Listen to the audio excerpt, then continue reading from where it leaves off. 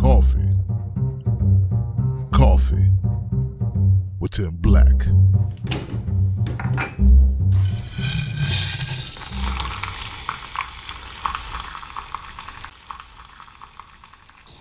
Hey guys, how you doing? It's your man Tim Black. What's up, Wolfpack?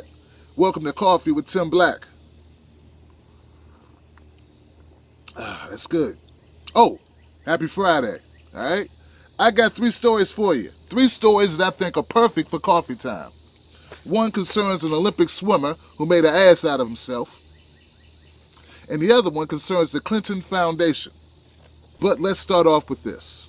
The imagery of a wounded boy in Syria from Aleppo is making its way around the internet, and it's very hard to watch. It's very emotional.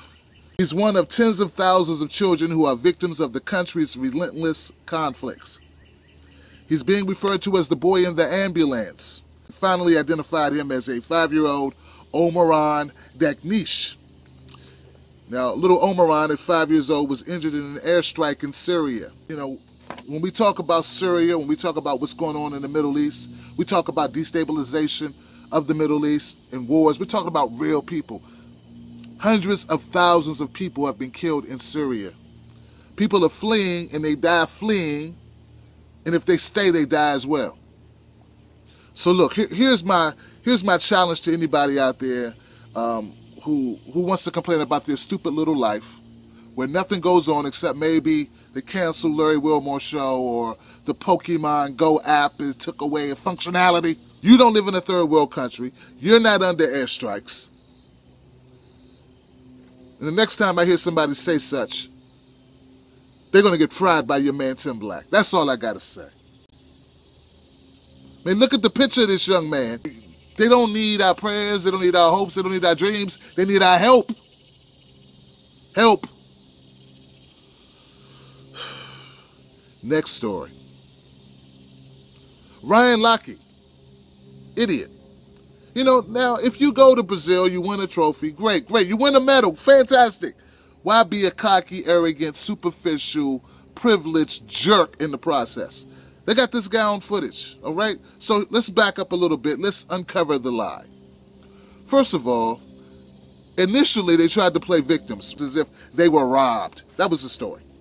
And they've been threatened with guns, right?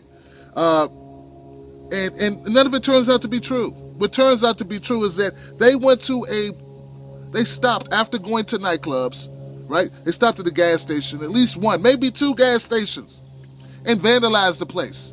Oh man, they peed all over the wall, acted like jerks, right? Not destroyed it, but really damaged the place. And it turns out one of the owners must have called the cops. That's why the cops pulled them over, right? So now Lochte, he's all embarrassed because now the truth has come out. Because the other guys that were with Lochte, and I don't know their names, but the other swimmers, they told the truth. Like, no, we didn't get robbed, and no, yeah, we kind of screwed up. Lochte's a lying ass. This is what really happened. So Lochte today, he issues this apology, and I'll let you make of it what you will.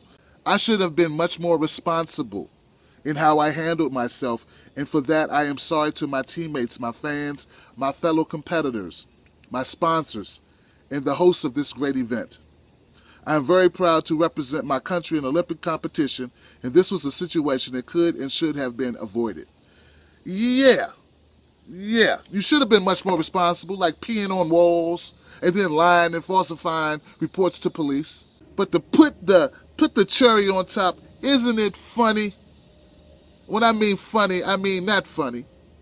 That this person, this grown man at 32 years old, people are dismissing him lying to police, him fabricating a story, all to cover up his own activities, and saying, hey man, he's just a young guy. They're just young guys having fun. Let it go. Young guys having fun. Let me do it. Or let my 18-year-old son go in someone's bathroom at a gas station, destroy it, then lie to police. No one will be talking about he's just a kid having fun. We got a lot of privilege going on here. A lot of it. Off of Ryan, on to the next story of more people getting away with privilege. The Clinton Foundation came to a realization, and they announced a report where they announced to say that they will no longer take foreign money if they are fortunate enough to win the White House, which would mean we are very much unfortunate, because that would mean that Hillary is in the White House and Bill's in the White House again. They came to some realizations like, you know what, maybe if we are president, it wouldn't be a good idea to take money from foreign nationals and corporations. That may make us look bad. Hey, Clinton Foundation, Bill, Hillary, it already makes you look bad. That's right, it looks horrible already to the rest of us. This is what we've been saying.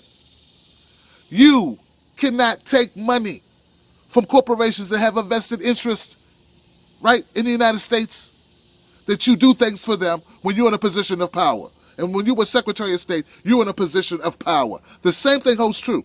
How is it that people say, yeah, this is a good idea, but it wasn't a good idea when she was Secretary of State to do the same thing? Why is it when you're Secretary of State dealing directly with other countries, it's okay for you to take money from other countries, and then when you say, well, I might become president, maybe it wouldn't be okay? Are you Hillary supporters? Listen to what I'm saying. And I mean this well, guys. Listen to what I'm saying. The Clinton Foundation has decided it looks bad, it's not becoming for them to take money from foreign countries if Hillary's elected. But when she was holding government office, she was doing the same thing.